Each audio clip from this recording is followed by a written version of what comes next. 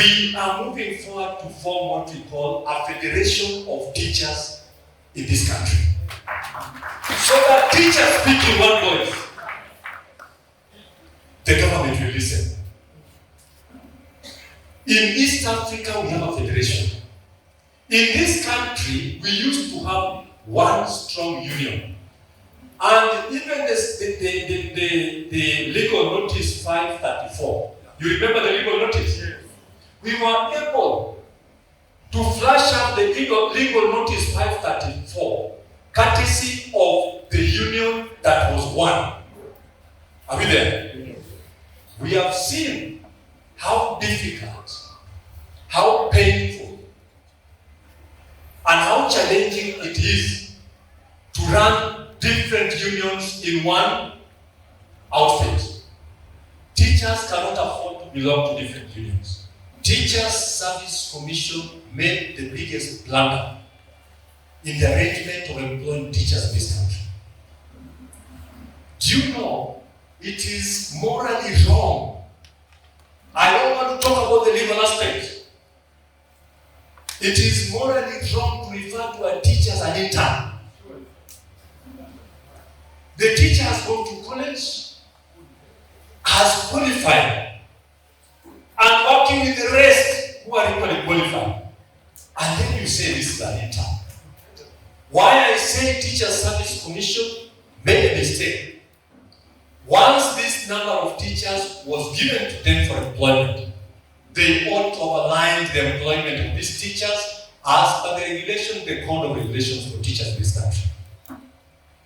It is clear that you can only employ teachers in two forms. One, permanent and pensionable. Then two, contract. And within the contract, you must say, the contract is for how many years? No single teacher should be employed as an intern. As we make Teacher Service Commission in the civil, we must candidly talk about the career progression guidelines. Are we there? Yes. This is an animal that has frustrated teachers to levels that cannot be measured. So that the job evaluation that was conducted by PricewaterhouseCoopers only gave room in the CPG so that a deputy head teacher and a head teacher could be moved to those other levels, forgetting even the graduates that were here. And I will tell you, this job evaluation was wrong. It was wrong, and I want to prove it. Do you know they came out saying that the person who does a lot of work in a school and who should be promoted is the deputy head and the head. Do you think those are the people, so the heads and deputies who are here? Do you think it is only deputies and heads who work in schools? I want to tell you, and my argument was this. The head teacher is on paternity leave, and the deputy head teacher is sick. Are you telling me that school will not run? Of teacher welfare, issues that affect us. Because we cannot talk about performance when we are not addressing the challenges teachers are facing. See, no way. Yeah. Because a teacher that is not comfortable, is not happy, is not motivated, cannot be able to deliver effectively for the child. I think we need to push for a structured system where it is automatic once a teacher has served for a certain stipulated period of time. As a deputy, he qualifies to be promoted to be a principal. Just like I want to echo again what the Secretary General has said, employment, let it be on first come, first serve. I graduated last year. My sister graduated this year. Let me be the first to be employed before my sister.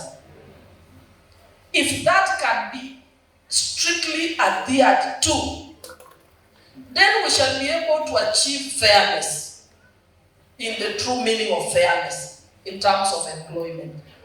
But as we all know, that is not the case now. When people are employed, you will find somebody who graduated 5 years down the line after you It's already been absorbed. Once we have systems and we have laws and we all adhere and observe, then we will achieve this fairness or justice for each other. Teachers who are employed to teach in the GSS or the GSS program, most of them who are trained to teach in secondary schools, they are secondary school teachers. So you find a teacher has been posted to some remote primary school somewhere. Psychologically, that is not what you prepared to do, or that's not the position you are trained or prepared to take. So these teachers are demotivated. They are demotivated, I want to tell you. Majority of them. There is need for TAC to review, do an assessment, and give room for transfer from JSS to secondary. So that some of these teachers who wish to move to secondary schools can be moved. And we have others as we continue to employ whom we can post to JSS. Then that way we can have a motivated teacher in class who is going to give us better results.